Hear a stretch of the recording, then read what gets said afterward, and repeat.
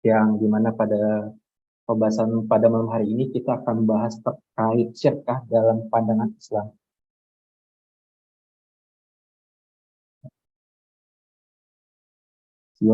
Sebelum kita mulai, mungkin saya akan menginfokan bahwa kegiatan ini merupakan kegiatan kajian rutin kerjasama antara KPMI dengan Syafiq yang dilaksanakan setiap hari Selasa malam pukul 8 setiap 2 minggu sekali.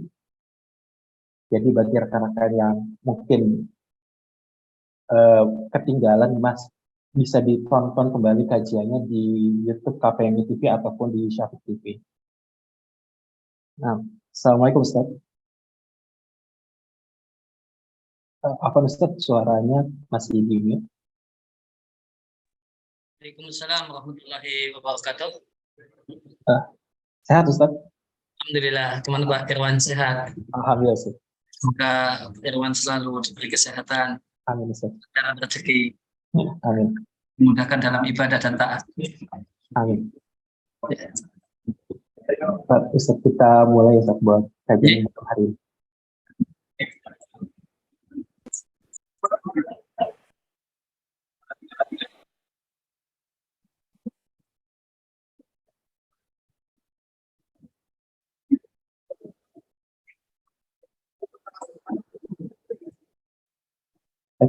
Pada malam hari ini kita akan membahas tentang syarikah atau perkongsian. Ya, bagian pertama terkait definisi syarikah, hukum dan dalil pensyariatannya. Definisi syarikah, secara bahasa, syarikah berarti pencampuran, yaitu gabungan antara satu harta dengan harta lainnya yang tidak bisa dibedakan satu sama lain. Secara syariat, syarikah berarti perkongsian dalam kepemilikan hak atau bertransaksi. Nah, alhamdulillah wassalatu wassalamu ala Rasulillah wa ala alihi wa sahbihi wa man tabi'ahum bi ihsanin ila yaumil amma ba'd. Kepada ibu kaum muslimin dan muslimah rahimani wa rahimakumullah. Tema kajian kita di kesempatan malam hari ini tentang syirkah atau syarikah, yang artinya adalah kerjasama bisnis. Maknanya dalam bahasa Arab artinya bercampur, yaitu bercampurnya satu harta dengan yang lain sehingga tidak bisa dibedakan. Sedangkan secara syariat, maka syarikah itu ada dua macam.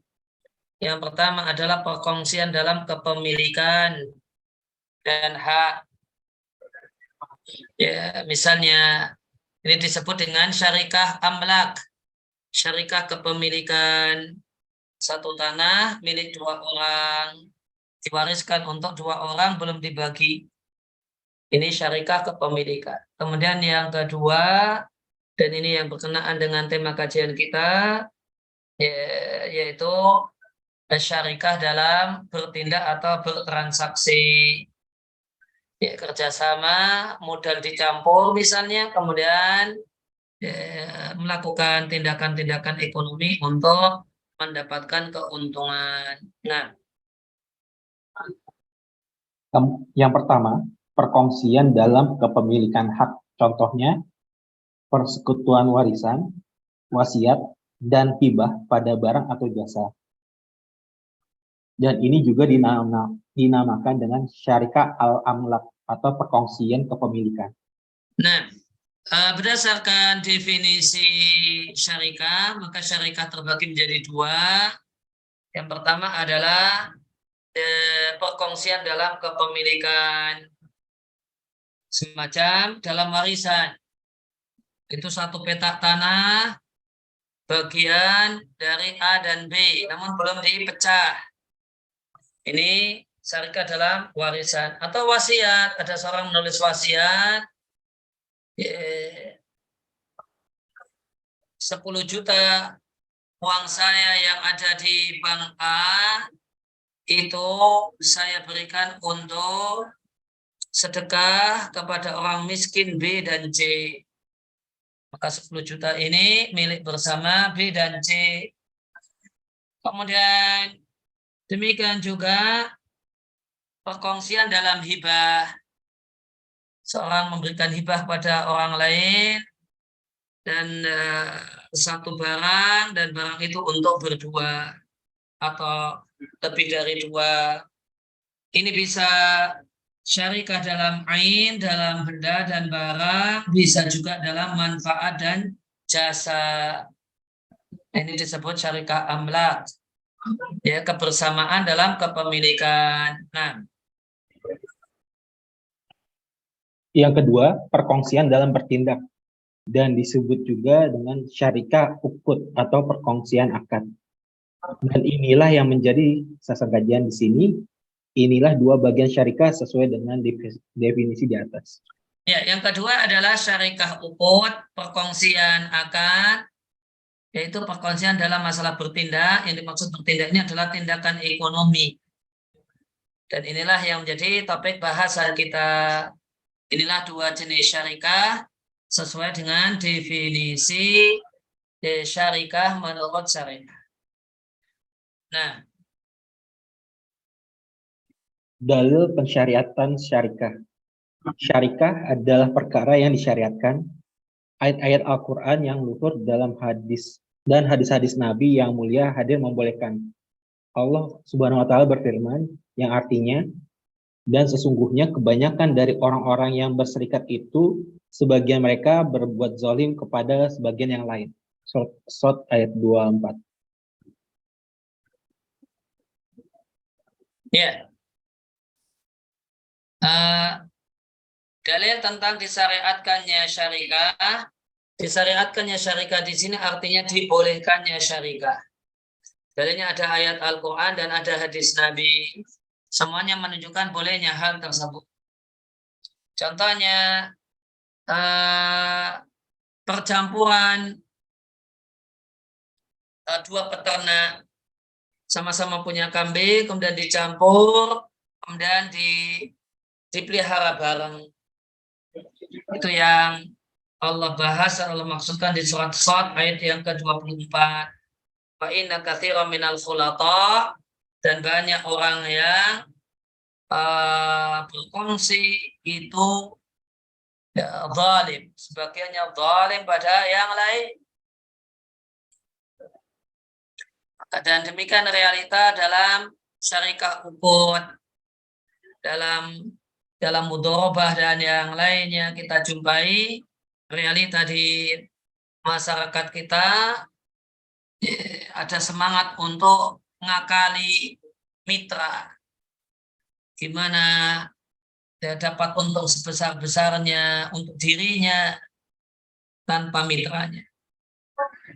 Ini satu hal yang real yang Allah sampaikan di surat Shad ayat 24. Dan tentang syarikah kepemilikan dalam warisan, Allah katakan fahum syuraka'u atau ayatnya belum dibaca, monggo Pak Irwan. Wa inna katsiran minal khulata'i la yabghi ba'duhum 'ala ba'di. Kata al-khulata' bermakna orang-orang yang bersyarikat. Allah Subhanahu wa Ta'ala juga berfirman yang artinya mereka bersekutu dalam yang sepertiga itu, surat An-Nisa ayat 12. Ya, ini jika saudara seibu itu lebih dari satu, jatahnya sepertiga. Berapapun jumlahnya, ya sepertiga itu untuk mereka. Saudara seibu, jumlahnya 5, ya sepertiga dari warisan itu untuk berlima. Ternyata mereka jumlahnya 8, jumlahnya 10, ya tetap sama. Sepertiga itu untuk mereka. Nah, ia termasuk akad yang boleh. Masyarakat sangat membutuhkannya, khususnya dalam proyek besar yang seseorang tidak mampu mengerjakannya sendiri. ya, maka syarikah adalah akad yang boleh karena masyarakat sangat membutuhkannya, terutama proyek bisnis yang besar, ya, yang miliaran misalnya. Ya, tidak mungkin modal satu orang bisa untuk itu. Maka kemudian perlu bersyarikah. semisal yang dilakukan oleh kawan-kawan di Syafiq, ya, maka ada sukuk, ya, supaya satu proyek yang nilainya besar ini bisa berjalan dengan bermitra dan bekerja sama dengan banyak orang. Nah, Bagian kedua, macam-macam syarikah ukut. ya, Pertama, tadi syarikat ukut artinya persekutuan bisnis. Nah, persekutuan bisnis di fikih klasik itu ada 4 bentuk. Nah, maka ini prinsip dasar dalam syarikat, ya, dalam persekutuan bisnis dengan 4 bentuk berikut ini. Nah, pertama syarikah inan, yaitu persekutuan di antara 2 orang atau lebih pada harta yang keduanya berniaga atau berbisnis dengan harta tersebut. ya cukup sampai situ, Pak. Maka yang pertama syarikah inan. Syarikah inan itu 2 orang ataukah lebih, ya, sama-sama setor modal dan sama-sama kerja bareng, bisnis bareng. Maka sehingga bisnis ini milik berdua atau bertiga. Itu syarikah inan. Nah, Dinamakan demikian karena kedua rekanan mempunyai kesamaan hak dalam syarikah inan tersebut berkaitan dengan harta dan tindakan, seperti sejajarnya inan atau tali kekang kuda mereka berdua saat keduanya sama-sama berpacu. nah, kenapa syarikah ini disebut syarikah inan? Diambil dari kata-kata inan. Inan artinya tali kekang. Tali kekang kuda itu ada 2 sisi, di kanan dan di kiri. Maka inan itu, tali kekang kuda itu sejajar saat sama-sama berpacu kencang. Maka syarikah ini disebut inan karena kedua mitra punya kesamaan hak. Ini bisnis ini milik berdua dan menjadi hak berdua. Demikian juga maka mereka adalah mitra sejajar. Nah, Untuk keabsahannya, disyaratkan modal dari kedua belah pihak atau dari mereka adalah uang kontan yang diketahui yang siap sedia. nah, seperti situ, Pak. Disyaratkan untuk sahnya syarikah inan, ya, modal dari masing-masing dari keduanya kalau 2 orang atau dari mereka jika lebih dari 2 orang adalah naqdan makluman hadiran, harus bentuknya uang, kemudian diketahui nilainya berapa dan uangnya itu ada saat deal membangun syarikah inan. Jadi kalau di sini syarikah inan berdasarkan buku ini tidak bisa jika modalnya itu barang, harus uang. Namun pendapat yang tepat di syarikah inan modal juga bisa barang, sebagaimana fatwa DSN MUI, demikian juga di AAOIV, keputusan AAOIV, di standar transaksi AAOIV, boleh barang, namun ketika yang disetorkan itu barang ini harus dikonversikan dengan uang. Ini nilainya berapa uangnya, sehingga itu yang jadi patokan. Nah, kemudian Dan hendaklah ditentukan bagian laba untuk masing-masing dari keduanya. kemudian syarat yang kedua untuk sahnya syarikah inan, para mitra itu ditentukan dapat bagian berapa dari keuntungan, dan itu dalam bentuk persentase. Dalam bentuk persentase berdasarkan kesepakatan. Apakah 60, 40, 70, 30, atau 50, 50. Nah, Kedua, syarikah mudharabah, yaitu seseorang memberikan hartanya pada orang lain sebagai modal usaha dagang dengan pembagian laba yang diketahui di antara keduanya. nah, yang kedua adalah syarikah mudharabah, ya, atau biasa disebut dengan mudharabah saja. Nah, mudharabah itu salah satu mitra menyerahkan menyerahkan harta kepada orang lain sebagai modal usaha dagang. Maka kalau mudharabah ada pemodal dan ada pengelola. Dan karena kepemilikan itu turunan dari modal, maka dalam transaksi dalam syarikah mudharabah, pemilik syarikah adalah pemodal. Dan hakikat pengelola adalah karyawan yang kerja sama pemodal namun digaji dengan bentuk persentase. Sehingga di antara kezaliman dalam transaksi mudharabah, kita jumpai di masyarakat kita, ada pengelola yang ingin mengakuisisi usaha mudharabah ini dengan hanya mengembalikan modal yang disetorkan oleh pengemudi. Ini kezaliman.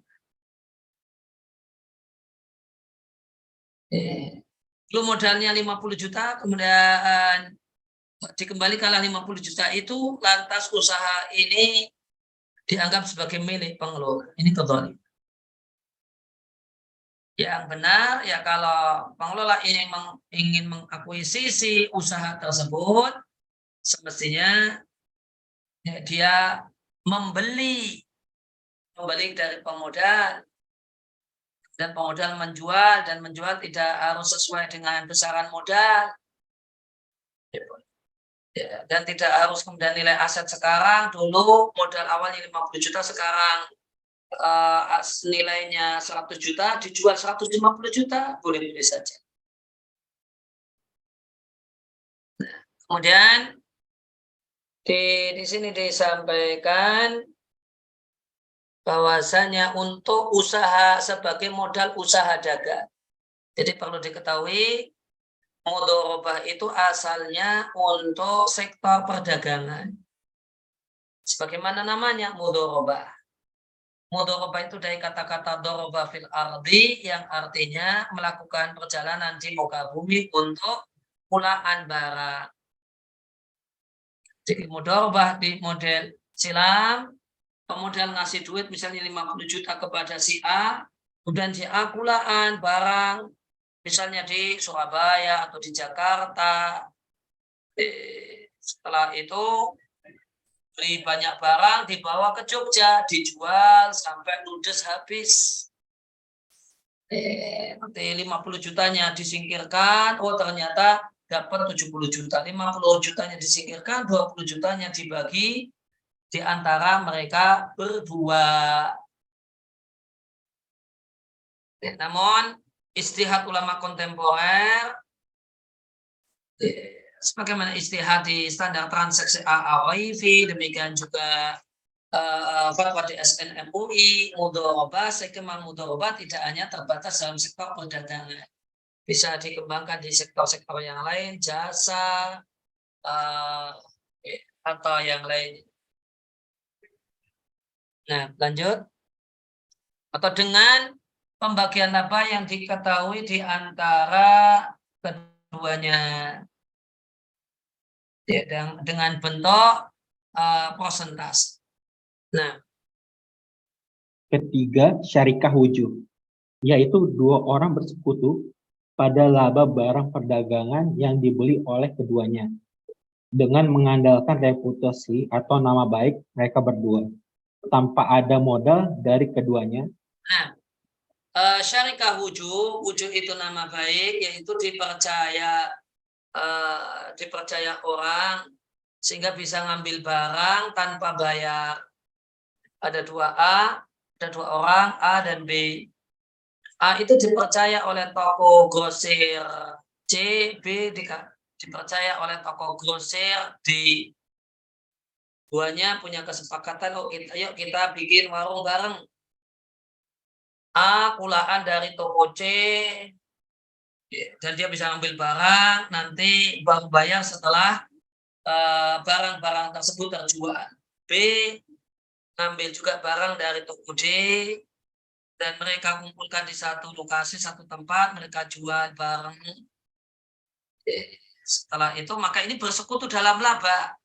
Karena nanti modalnya, ya nanti modalnya untuk membayar A ke toko C, B ke toko D. Yaitu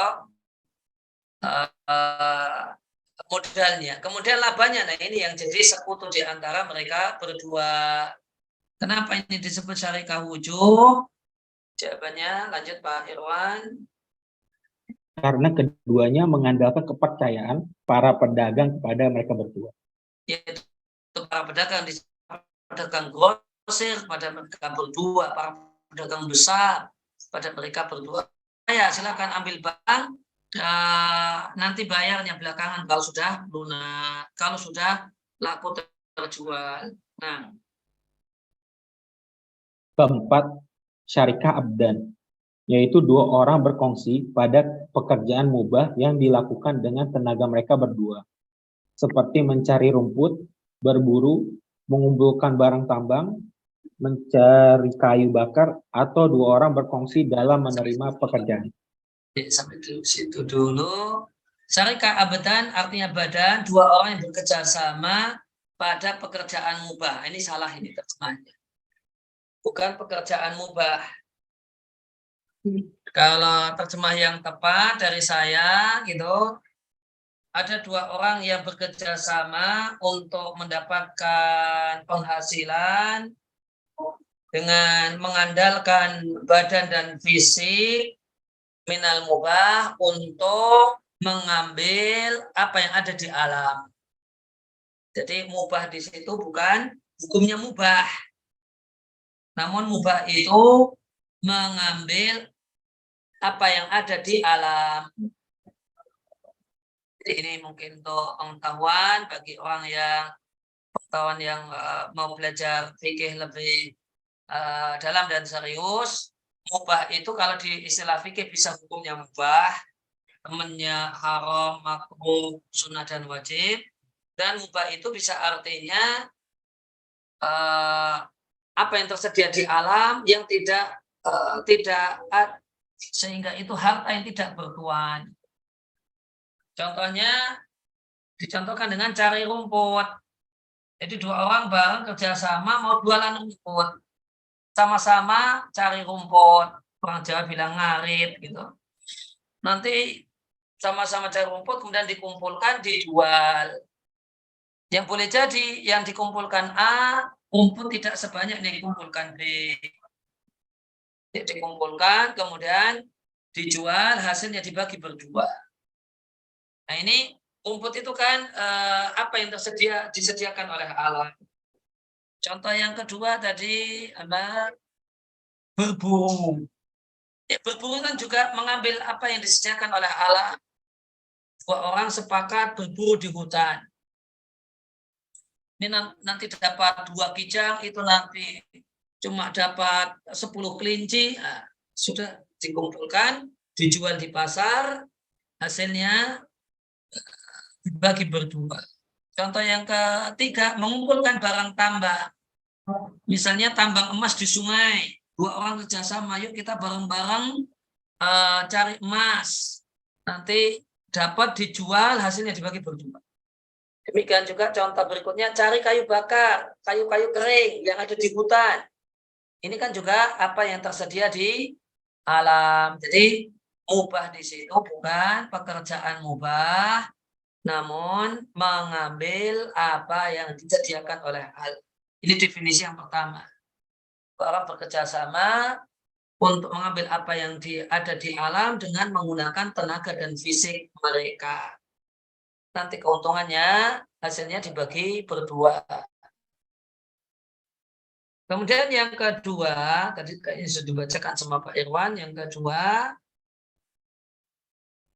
adalah dua orang berkongsi dalam menerima pekerjaan yang akan mereka kerjakan. Semacam menenun, menjahit, dan yang lain. Ada dua orang penjahit bekerja sama, masing-masing punya mesin jahit. Nanti ada orderan, dikerjakan A, dikerjakan B. Dapat uang, dibagi sesuai dengan kesepakatan. Atau satunya menenun, satunya menjahit, dan bikin warung, bikin kios, gitu. Isinya menenun dan menjahit. Nanti hasilnya dibagi berdua. Nah, ini juga tergolong syarikah abadan, bisa mengambil apa yang disediakan oleh alam, bisa juga melakukan kerja bareng dengan tenaga dan fisik, hasilnya dibagi berdua. Nah, lanjut Pak.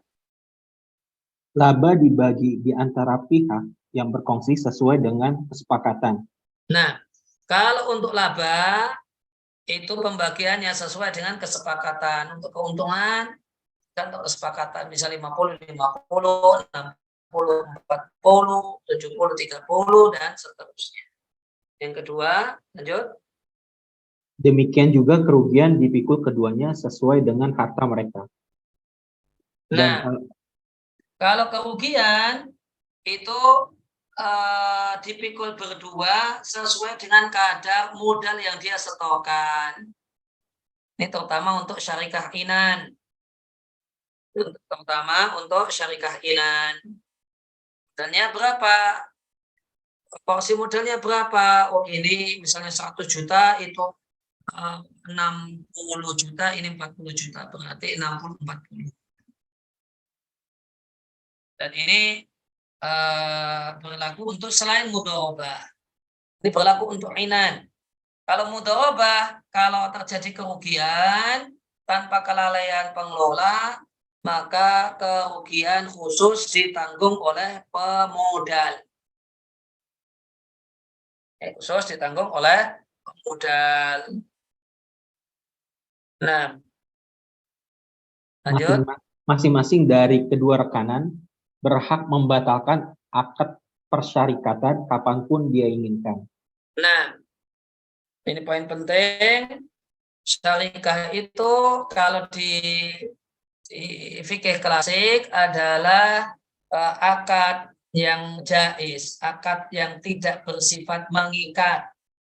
Sehingga dua belah pihak ini sewaktu-waktu boleh membatalkan secara sepihak. Namun berdasarkan ijtihad di standar transaksi AAOIV, syarikah itu bersifat mengikat dalam dua keadaan. Yang pertama, ketika ada kesepakatan ini berlangsung, kerjasama bisnis kita berlangsung selama 5 tahun, maka bersifat mengikat sampai 5 tahun. Yang kedua, manakala terutama dalam mudharabah, manakala pengelola sudah mulai kerja, tidak boleh tiba-tiba pemodal mundur. Dan ingat, seandainya pemodal itu mundur, dia tidak bisa minta ganti duit. Karena usaha ini usaha pemodal. Sehingga duitnya itu sudah jadi apa? Belum dapat keuntungan, kok sudah mundur, ya tinggal itu diserahkan. Ya, tinggal itu diserahkan. Nah, itu yang bisa diambil kalau pakai fikih klasik. Tapi kalau ijtihad ulama kontemporer, ya kalau pengelola sudah mulai jalan, tidak boleh pemodal mundur. Lanjut. Demikian pula perkongsian ini batal dengan sebab kematian salah satu dari mereka atau karena mengalami gila.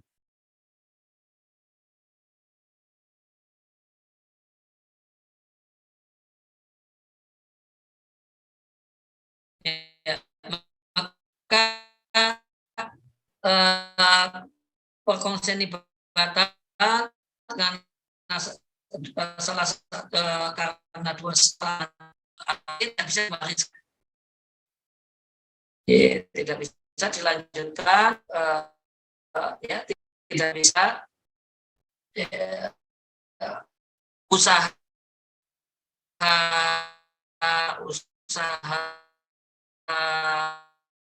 masyarakat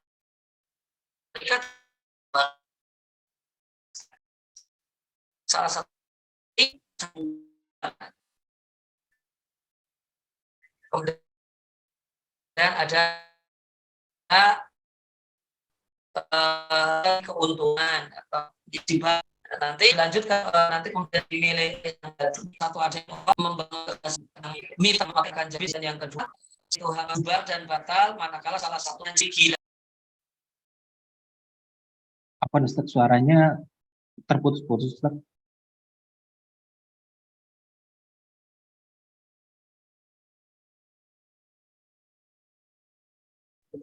Maaf, saya tadi koneksi bermasalah.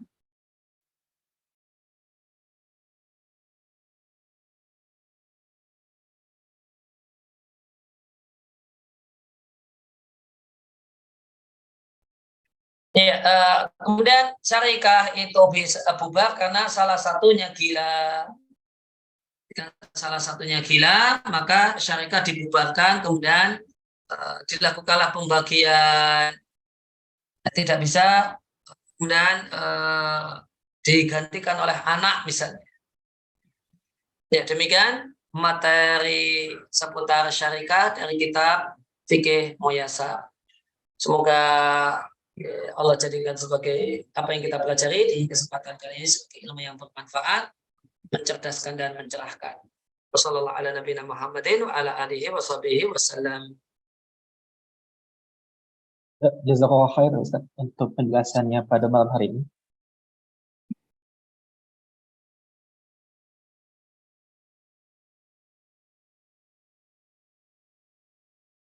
Ini ada pertanyaan Ustaz dari Azwa Sukses. Mungkin sebelumnya bagi rekan-rekan yang ingin bertanya bisa langsung raise hand ataupun bisa kirim pertanyaannya via kolom chat. Ya. Silakan Pak. Silakan Pak Sebab Agus. Assalamualaikum warahmatullahi wabarakatuh. Waalaikumsalam warahmatullahi wabarakatuh. Nama saya Agus Salam Ismail dari Gorontalo ini Ustaz. Iya Pak.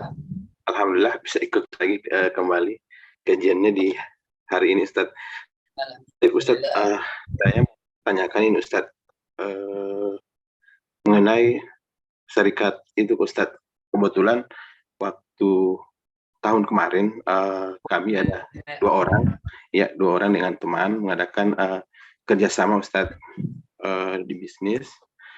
Teman saya yang memodali bisnis itu, terus saya yang dipercayakan untuk mengelolanya.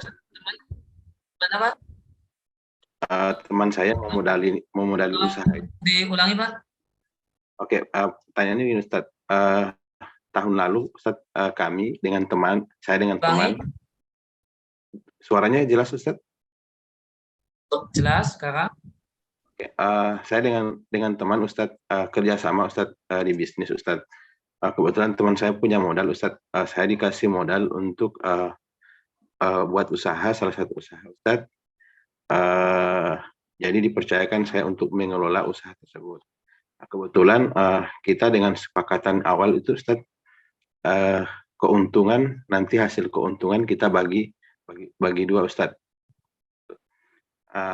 Kenyataannya Ustaz, sudah berjalan ini usaha Ustaz, keuntungannya itu tidak ada keuntungannya Ustaz, malah usaha kita tidak mengalami perkembangan Ustaz. Kira-kira pertanyaan Ustaz, apakah saya sebagai pengelola wajib mengembalikan sesuai dengan modal yang teman berikan sama saya itu Ustaz? Ya, kalau itu kerjasama bisnis yang syar'i, maka tadi sudah saya sampaikan, kalau ini skemanya mudharabah, berarti pemilik bisnis adalah pemodal. maka ya pengelola tidak punya kewajiban untuk jika tidak teledor, tidak menanggung rugi. Kerugian ditanggung oleh pemodal. Kemudian tidak ada kewajiban untuk mengembalikan modal. Kalau dia mau mundur, maka serahkan bisnis tersebut kepadanya. Misalnya ini bisnisnya cucian mobil, misalnya. Ya sudah, saya mundur. Ya, ini Pak, silakan cucian mobilnya. Ini mesin untuk nyuci mobil, ini macam-macam. Ini sewanya masih 6 bulan lagi. Silakan Bapak, saya kembalikan ke Bapak. Saya jika demikian, assalamualaikum. Gitu. Ya. Demikian Pak. Intinya tidak ada kewajiban untuk mengembalikan nominal modal yang dulu disetorkan. Ini kalau asas dari kerjasama bisnis ini, asas kerjasama bisnis syar'i. Dan ini tentu tidak akan jalan tanpa kesadaran dua belah pihak. Nah, Oke, baik Ustaz. Syukran jazakum khairan Ustaz atas jawabannya Ustaz. Mungkin itu aja Ustaz. ya Pak. Assalamualaikum. Waalaikumsalam. Waalaikumsalam warahmatullahi wabarakatuh. Pertanyaan selanjutnya dari Ibu Ambar, Ustaz. Ya. Ya, bismillah, assalamualaikum warahmatullahi. Waalaikumsalam warahmatullahi wabarakatuh. Iya, Ustadz Afwan tadi yang sirkah wujuh kayaknya terlewat ya Ustadz, belum dijelaskan kalau mengalami kerugian itu perlakuannya seperti apa, karena kan dari modal itu agak sulit untuk dievaluasi ya Ustadz ya kalau nama baik itu. Kalau syarikah wujud enggak ada ruginya, Bu.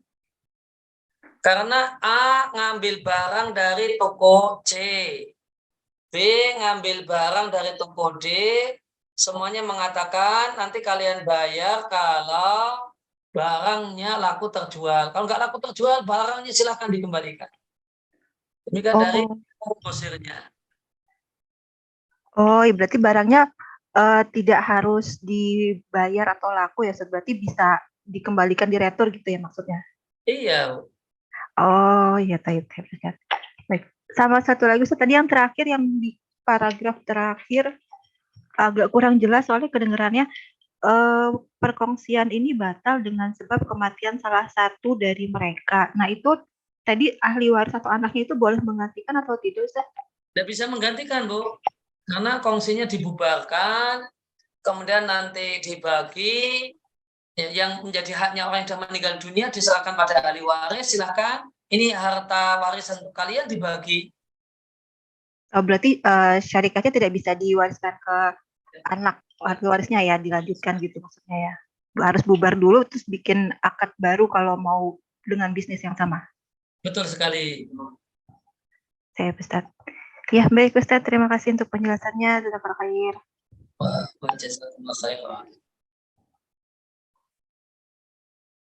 Mungkin sebelum ke pertanyaan Pak Anji, Ustaz, ini ada pertanyaan di kolom chat Ustaz dari Umur Maiso. Bismillah, assalamualaikum Ustaz, izin bertanya.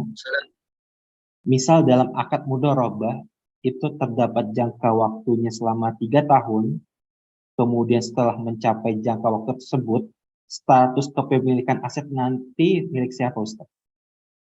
Kepemilikan aset dan usaha dalam mudharabah itu milik pemodal. Gitu. Setelah 3 tahun bubar berdasarkan kesepakatan, maka usaha itu milik pemodal. Ya, bisa kemudian dia jual, bisa juga kemudian dia lanjutkan sendiri atau cari pengelola yang lain. Itu opsinya. Bisa dia jual kepada pengelola, bisa dia jual kepada pihak ketiga, bisa kemudian dilanjutkan sendiri, bisa dilanjutkan dengan pengelola yang baik. Nah, mungkin ini menyambung juga dengan Ustaz terkait mudharabah dari Pak Safarudin. Izin bertanya Ustaz, saya pernah mengalami perjanjian kerjasama dengan pihak pertama pada saat penandatanganan perjanjian kerjasama untuk jangka 5 tahun dengan modal pihak pertama. Setahun berjalan, modal ditarik semua pada pihak pertama. Bagaimana dengan akad perjanjian awal, Ustaz? Ya, pemodal tidak bisa narik semua. Narik modal itu tidak bisa. Kalau itu sudah jadi aset, dia cuma bawa pulang aset. Itu, misalnya kerjasama bikin jualan ban. Bentuknya sekarang 50 juta itu jadi ban. Dan dia pemodal mundur. Itu pengelola tidak ada kewajiban untuk mengembalikan dalam bentuk nominal uang 50 juta. Tapi 50 juta itu ini sudah jadi ruko, sewa ruko, plus ini ban jumlahnya sekian. Silakan Pak, ini milik Anda, saya serahkan. Ya, boleh jadi jabat tangan, ya sudah Pak, kalau Bapak minta. Terima kasih atas kesempatannya kemarin, ya coba belajar bisnis. Ya jazakumullah khairan, sekarang saya pamit, assalamualaikum. Gitu. Nah, Ya, Ustaz. Pertanyaan selanjutnya dari Pak Panji. Silakan Pak Panji. Bismillahirrahmanirrahim. Jazakallahu untuk kesempatannya. Ada beberapa yang ingin saya tanyakan terkait mudharabah. Yang pertama, kalau jika kondisinya dalam kondisi mudharabah dan antara dua orang, kan mudharabah itu sejatinya jadi usaha milik si pemodal. Tapi jika di tengah perjalanan, setelah usahanya berjalan, pemodal dan pengelola sepakat untuk misalkan mendaftarkan di PT. Kalau di PT kan harus ada jelas itu kepemilikan saham. Mereka sepakat untuk mendaftarkan kepemilikannya 50-50 seperti itu. Karena dasarnya sebelumnya bagi hasilnya 50-50 Ustaz. Apakah boleh demikian seperti itu kan? Karena setelah daftar PT mungkin mereka mau tarik modal dari pihak ketiga, dan pihak ketiga itu jadi pihak kedua dari mereka jadi satu, pihak ketiga ini jadi pemodal berikutnya, dan mereka udah bersatu dalam PT. Jadi kan kalau tadi kan modal milik si pemodal sendiri, setelah didaftarkan PT karena 50-50 jadi terbagi dua, jadi si pengelola dapat bagian juga sebagai pemilik saham seperti itu. Itu yang pertama Ustaz, apakah boleh demikian? Yang kedua, ada dua kemungkinan. Kalau itu sekedar formalitas sehingga yang dijadikan acuan adalah syariat, ya maka itu hanya formalitas. Sehingga pemilik usaha tetap satu orang pemodal. Yang kedua, jika pendaftaran PT kemudian pengelola jadi punya saham 50% itu memang bukan formalitas namun sungguhan, berarti ya pemodal itu baik hati ngasih duit gitu kan, ngasih saham. Ya sudah, meskipun aslinya ini punya saya, namun saya ikhlas kamu saya kasih 50%, ya juga tidak mengapa. Ya, maka ya berarti sekarang berubah status, bukan lagi mudharabah, namun ya jadilah milik berdua. Kalau si A itu tidak kerja, kemudian yang kerja itu tetap B, namanya mudharabah mustarakah. Nah, hakikatnya begini Ustaz, yang dimaksudkan mereka digabung jadi satu tuh agar porsi bagi hasil mereka itu tetap 50-50 Ustaz. Jadi agak dilema juga dengan pendaftaran saham di PT itu kan. Tapi yang mereka maksudkan adalah seterusnya bagian mereka itu tetap 50-50. Nanti baru sisa kalau ada bagi hasil, baru nanti bagi hasil ke pihak yang ketiga tadi, itu mereka jadi satu, dihitungnya satu bagian, ya, misalkan dengan paham Pak, bahwa kalau demikian itu maunya apa? Formalitas. Kalau maunya formalitas, ya di awal ini pembagiannya 2 kali. Nanti bersama pemodal yang kedua, hakikatnya pemodal yang kedua, dan nanti terserah berapa Sama pemodal yang kedua misalnya 60-40. Nah, kemudian setelah itu selesai, maka 60 ini dibagi di antara mereka berdua, disepakati misalnya 50-50. Berarti hakikatnya 30-30. Jadi apakah kemudian pengelola itu punya hak milik di usaha tersebut? Tergantung. Ini itu sekedar formalitas atau real, ada hibah dari pemodal pertama kepada pengelola. Berarti perlu ditanya lagi dengan pemodalnya begitu, Ustaz ya. Jadi ada ketegasan di Bukan ditanya awal. pemodalnya, rembukannya mereka ini gimana maunya gitu dengan Iya, betul. kalau akte PT dinyatakan kalau pengelola adalah pemilik usaha ini dengan nilai saham 50%. Nah, Ustaz. Ini terjawab. Ada pertanyaan lagi nih, Ustaz. Terkait mudharabah juga. Saya kembalikan ke Pak Irwan. Artinya cukup Pak Panji, 2 saja. Bagaimana? Cukup 2 saja. Yang lainnya Masih ada pertanyaan lagi, Pak Panji. 6. Ini kedua, Ustaz ya. Sudah tadi sudah 2 pertanyaan tadi. Oh, begitu. Iya. Baik. Kesempatan yang lainnya. Silakan Pak Irwan. Saya Ustaz. Ini ada pertanyaan di chat Ustaz dari Pak Ridwan di Bogor Ustaz.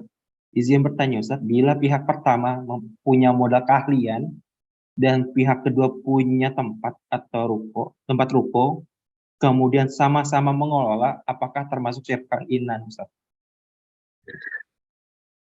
Modal keahlian itu ya semua pengelola modalnya keahlian. Modalnya keahlian. Kemudian yang kedua punya ruko. Terus ini usahanya apa? Terus ruko kan kosong. Keahlian kan juga tidak ada apa-apa. Maka yang saya tanyakan, terus usahanya apa gitu? Apa yang dilakukan? Itu kan mesti ada sesuatu untuk mengisi ruko tersebut. Jasa pelatihan Ustaz katanya. Jasa pelatihan Ustaz. Jasa pelatihan. Jasa pelatihan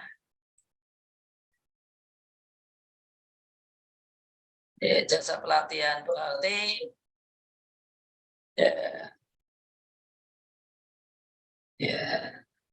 nanti jasa pelatihan itu kan ada modul dan sebagainya. Modul untuk jasa pelatihan. Nah, modulnya itu bisa dinilai, dihargai, itu nilainya berapa juta, kemudian ini jadi milik perusahaan, milik bersama nanti, dan ruko ini nilainya berapa. Ruko nilainya anggap saja ruko ini dalam sewa setahun, anggap saja usaha ini nyewa itu setahun, itu nilainya misalnya 50 juta. Kemudian pelatihan tadi kemudian ada buku, ada materi PowerPoint, dimasukkan sebagai kekayaan perusahaan, anggap saja nilainya 50 juta. Ya sudah. Maka usaha tersebut dibangun dengan modal 100 juta. Dengan modal 100 juta. Nanti dari setelah ada keuntungan nanti bisa bagi hasil. Nah, maka ini berarti sama-sama kalau tadi bentuknya adalah materi, ini setor modal dan ikut bekerja sehingga dan jadilah ini syarikat ini.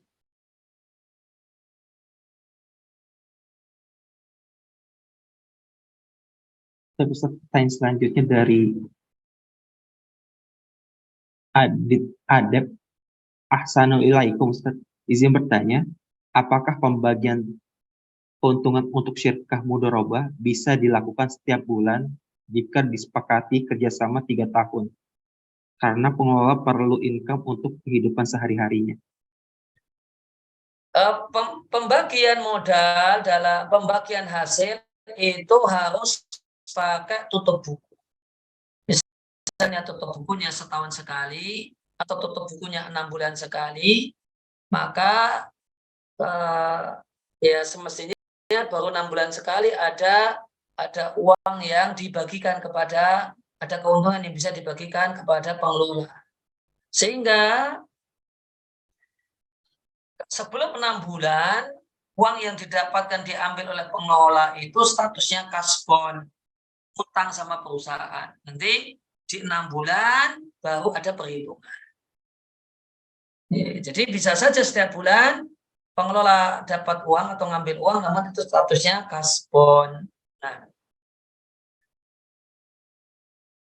Ustaz, ini pertanyaan selanjutnya dari Aryadi Nazri, Ustaz. Afwan Ustaz, izin bertanya terkait fenomena fakta terjadi gugatan hukum terkait uang prestasi imbal hasil urun dana. Bagaimana perspektif dalam hukum syariah?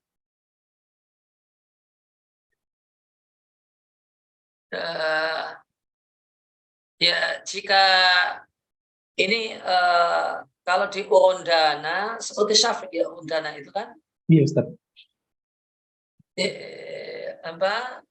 Kelalaian yang dimaksudkan uang prestasi itu siapa? Kalau mediator semacam Syafiq ya dinilai uang prestasi, maka ini kalau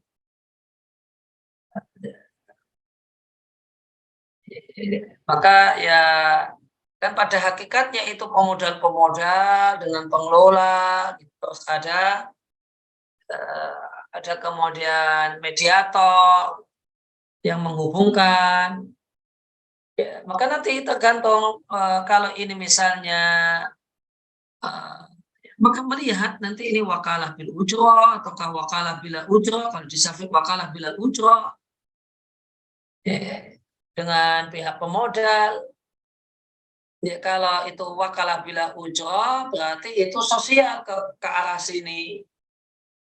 Ya, kalau itu sosial ya tidak bisa dibebani. Itu kecuali ya dia dapat modal dari pengelola, nanti dapat fee dari pengelola, maka ini kaitannya dengan pengelola. Ringkasnya ya perlu lebih detail bagaimanakah yang terjadi. Nah, Ustaz, ini mungkin 2 pertanyaan terakhir Ustaz sebelum sesi tanya jawab, sesi kuis Ustaz. Yang pertama dari Faris.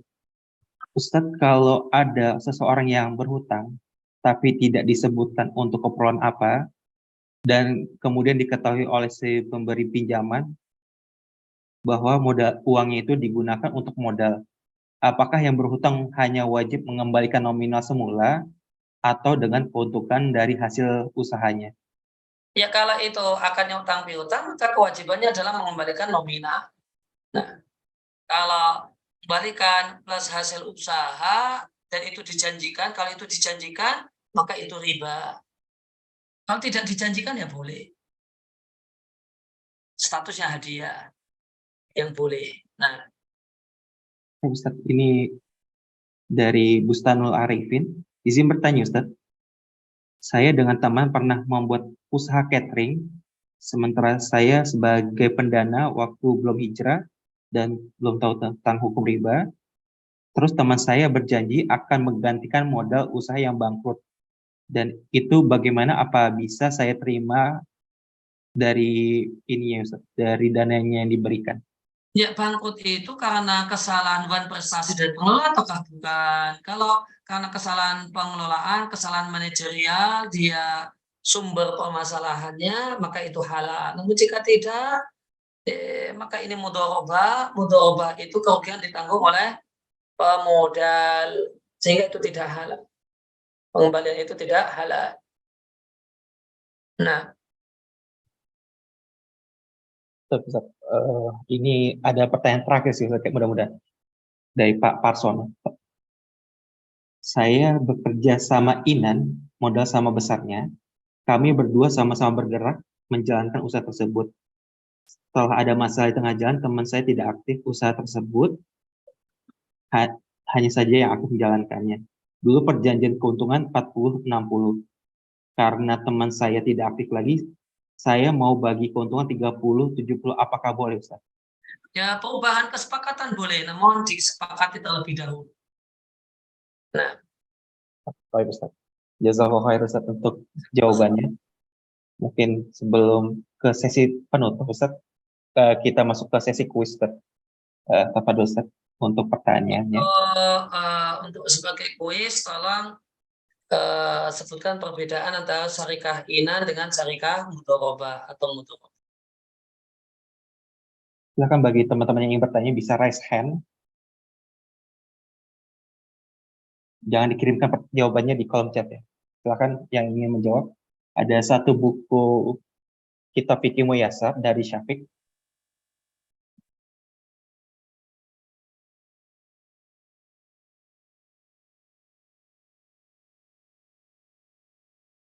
Oh, dijawabnya di chat. Silakan Pak Atullah, coba ini disampaikan secara lisan.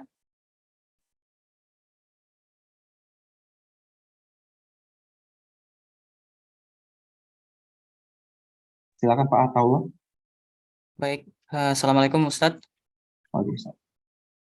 Mohon izin menjawab. Berdasarkan apa yang tadi sudah saya simak, untuk syarikah inan itu secara umum berasal dari kata inan, yaitu tali kekang kuda, menggambarkan bahwa dalam syarikah ini kedua mitra punya kesamaan hak, dan disyaratkan syarikah inan harus berbentuk uang, nilainya jelas berapa, uangnya ada seadil, dan hendaklah ditentukan laba untuk masing-masing pihak. Terdapat perbedaan apakah modalnya ini bisa juga barang, namun berdasarkan MUI bisa, walaupun berdasarkan pendapat yang lain hanya boleh uang, namun barang ini harus dikonversikan dengan uang sehingga itu menjadi patokan. Perbedaannya dengan syarikah mudharabah adalah syarikah mudharabah hartanya secara penuh diberikan oleh pemodal, sehingga modal dari usaha ini full dari pemodal sebagai modal usaha dagang dengan pembagian laba yang diketahui juga di antara keduanya. Demikian Ustadz yang jawaban dari saya. Terima kasih. Ya, jazakumullah khairan. Secara singkatnya sudah tepat. Meskipun jawaban yang saya inginkan cuma sederhana saja, yaitu kalau inan itu dua orang atau lebih sama-sama setor modal dan sama-sama gajah. Ya, kalau mudharabah itu dua orang, satu full pemodal, yang satu pengelola tanpa setor modal. Itu sederhananya demikian. Jawabannya benar, Ustaz. Tadi sudah ya, kita ACC. Baik. Untuk Pak Ataullah, silakan nanti kirimkan kontaknya di kolom tadi. Nanti akan saya kirim ke chat untuk harap dikirimkan via WhatsApp ke nomor yang diinfokan. Nah, Ustaz, sebelum kita tutup mungkin ada penutup dari Ustadz Aris. Ya, sebenarnya tidak ada Pak, cukup demikian. Saya tak langsung pamit ya Pak ya. Baik, Ustaz. Jazakallahu khair, Ustaz. Semoga Ustaz yang selalu. Tolong jaga kita semua dengan sebaik-baik penjagaan. Amin. Assalamualaikum warahmatullahi wabarakatuh. Waalaikumsalam warahmatullahi wabarakatuh. Dan jazakumullah khair juga kepada rekan-rekan yang sudah hadir pada kajian pada malam hari ini. Semoga teman-teman bisa mendapatkan manfaat dari kajian pada malam hari ini. Dan jika teman-teman tadi mungkin ketinggalan kajiannya, bisa ditonton kembali di YouTube KPMI TV ataupun Syafiq TV, baik dari yang kajian malam hari ini ataupun kajian pada minggu-minggu sebelumnya. Insya Allah untuk kajian bedah kitab Fikih Muyasar bersama Ustadz Yasir akan terus dilaksanakan setiap hari Selasa, setiap 2 minggu sekali. Saya Irwan sebagai moderator pada malam hari ini izin undur diri. Sampai berjumpa di kajian berikutnya. Mari kita tutup bersama dengan doa kafaratul majelis. Subhanallahumma wa bihamdika asyhadu an la ilaha illa anta astaghfiruka wa atubu ilaik. Assalamualaikum warahmatullahi wabarakatuh.